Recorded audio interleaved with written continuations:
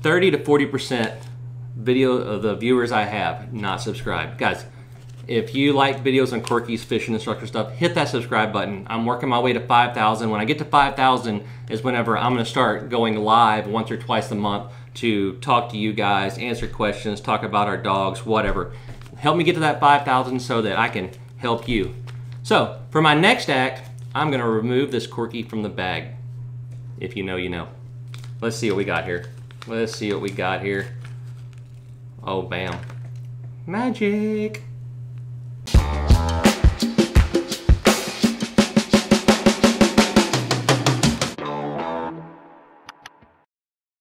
So the masses have spoken, and next week I'm going to do a video on what we want to look for in the month of October, and I'll continue to do that throughout the series as long as, you know, the video is doing well. But next week we're going to do that. I'm going to be doing it from the water in Matagorda. Today we're talking about the Corkies. Now I've done a video already, it will be linked down below, on bending them, working them, all the basics that I like to do. But today is 5 solid tips, 5 things that you should really know about this lure.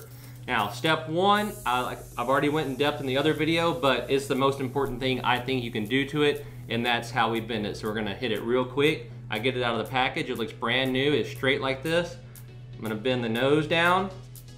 I'm gonna bend the tail down to kind of give it that kind of rolled look there. And so what that's gonna do when I throw it out and it goes in the water, the nose is going to dig and keep it low in the water column, or really not keep it low, that's kind of an exaggeration. It's going to help it stay where I let it sink to. Now I'm still going to have to twitch it and give it some time to sink back down if it rises, but that will keep it from rising slower. It'll make it rise slower, but that's super important. If you're not doing this to your Corky, you're already working harder than you need to. So that's 1. 2 is color. I get this question all the time, guys. I get it in person, emails, text messages. What are your favorite colors? What are the colors that really catch fish? Colors don't matter that much. You know, you see if it's dark skies, throw darks. Guys, I'll fish at night, I'll throw this guy right here. But, you know, I might throw this guy, or I might throw a red shad. Sometimes they really want a specific color, but that's maybe 5% of the time. What's really important is, what are you confident in? What's your confidence? What do you feel like, I'm gonna keep throwing this because I think this color is going to work for me? That is the key, most important thing that I can describe to you. I'll show you right now. Aside from red shad, these are the 3 colors that I throw, okay? This is the Tequila Sunrise. It's orange with some gold glitter and a chartreuse belly. I really like this one. I'll throw it in dirty water, clean water. It's one of my confidence colors. I've caught a lot of big fish on it. I've got a couple over 30 on it. I like it, so I throw it. This is the Texas Chicken. It's got a pink back, pearl sides, chartreuse belly. I'm gonna be honest with you. I throw this one when I can't decide what I want to throw. I've got pink, pearl, and chartreuse. That's why I throw it. No crazy science. I feel like in my head, I want to throw pink, pearl, chartreuse, I'll get one with all 3. That'll keep me throwing it. If you're back there tying on lures all the time, you're taking away from your chances to catch because your lure's not out there in the water. And then finally, you've got, you know, just your classic pearl chartreuse. I mean, these are my 3 colors. The red shad, if it's really gloomy and whatnot, I like that. I like that Corky a lot. But confidence over color every day of the week. What you think is going to catch them is what you need to be throwing. If you're throwing something and don't have confidence in it, then you're not really working it real good. You're not grinding with it. You're just kind of throwing it and go, man, okay, and I know this has happened to you. Okay, 2 more casts, I'm changing. 2 more casts, oh, 1 more cast, I'm changing. Well, if you're already thinking about, you know, just getting it over with and just rip the Band-Aid off, put a different one on, move on.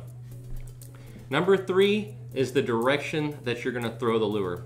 So, and I fall guilty of this, as have a lot of you. The wind's blowing straight down my back, so it's blowing that way, right? And you are bombing this Corky, and boy, you can cast it a long ways. It feels good, and you throw it straight downwind, and you bring it back, and you throw it straight downwind, and you bring it back. You do that for next time you looked up, you've done it for 20 minutes. Now if there's fish coming by and you're ambushing them, great. But if you're not catching anything, throw more of like a 45 to the wind. So if the wind's blowing this way, hit those 45s, hit those angles. What that does is, especially if you've got a bit of wind, is when that Corky's flying, that wind's gonna start carrying it. And so when it hits the water, it's gonna hit it at a more natural angle, right? Because it's coming in at an angle. And then the wind blowing on your line, instead of that Corky coming straight back to me from 45 degrees, now it's kind of working out, it's making kind of a natural slope, okay? It looks better to the fish, it works better. You can cover much more ground, obviously, right? I mean, throw it 90 degrees. I mean, 45 degrees is just it's an example. Throw it all the way across the wind. Don't get in the habit of just throwing it straight downwind over and over and over and over. It looks better to the fish, it sounds better to the fish, and you're covering a lot more water. So I did that on accident. Number 3 has 3 really good reasons. How about that? 4, know the difference between a floater and a sinker. They're both fat boys. So here's the fat boy sinker. Here is the fat boy floater. The red gill lets you know it's a floater. This one has a bigger cork in it. They call them Corkies, they have corks in them. It has a bigger cork in it and no rattle. This one has a little rattle in it. This one does not. If I'm in knee-deep water or less, the floater is a better way to go most of the time. If there's structure on the bottom, shale, grass, stuff like that, your floater is a better way to go. Now, this floater, it isn't a topwater. It doesn't just sit on top and bob. I've thrown it down south in Baffin and whatnot where the salt levels are a lot higher, and it's gonna sink a lot slower than your bays that have more of an average salinity. But it doesn't just sit on top and bob. In fact, one thing you really wanna know about this floater, one thing I do every time, I tie it on and I just flip it in the water in front of me and look at it. 9 times out of 10, this thing does not float, does not sink like this. It bobs for a second and then it kind of falls with its butt down. Absolutely hate that. I mean, how many times have you seen a mullet swimming along and then go, whoop? Just doesn't happen. So this one, whenever I'm pausing it, I'm not completely stopping it. I'm barely moving it to keep it more level instead of letting it do this number. But it is going to sink a lot slower than the regular fat boys, so it's going to keep you a little bit higher in the water column. It's going to keep you off bottom, off that structure, stuff like that. And you know, speaking of structure and sinking and everything, you know, the first couple times you throw that Corky out there, if you've got 3 or 4 feet of water, let it hit and let it go to the bottom, kind of count in your head how long it took. So then, you know, if it took 6 seconds to get to the bottom and you know you want to fish the middle of the column, then you're going to throw it out there and count to 3 and then start working it. As you're working it, it's going to work back up if you're working it fast enough. So those pauses, you know, let it go down. And then, so number 5, we've talked about, you know, how to catch fish, you know, your prerequisites, but now to actually catch them, there's plenty of times when you're just walking this thing along and it gets slammed. There are. But you need to pause this lure a lot. Whenever you pause it is usually when you're gonna get your hits. So speed, you know, you see it all the time. If you think you're working a Corky slow, work it slower. If the water's in the 40s, yeah, I'm gonna really slowly bring it.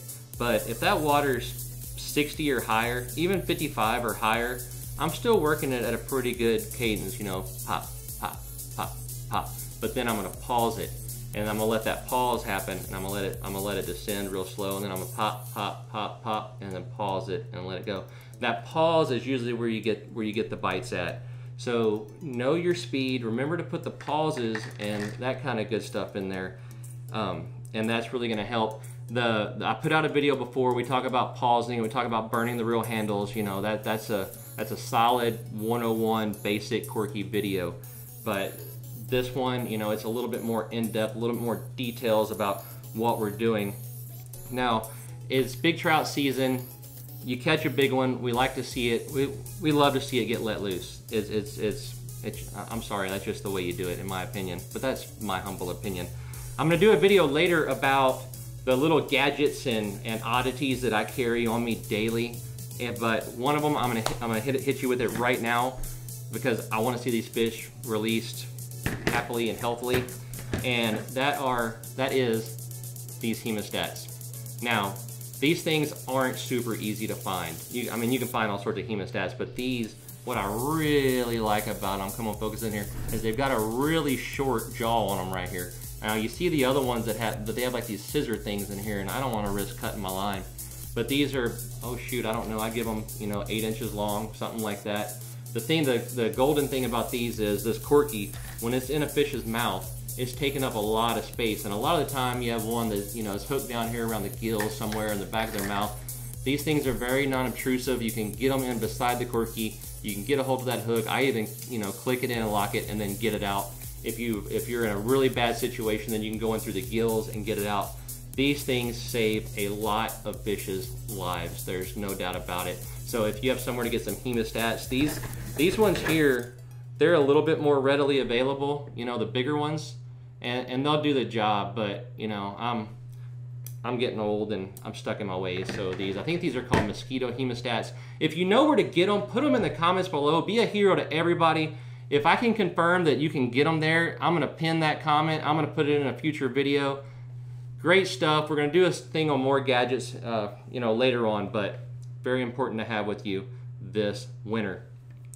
So, hey, it's time for Corkies. We're gonna do a video next week about what to see. Good luck. Any questions, as always, hit me up, and we will catch you on the next one.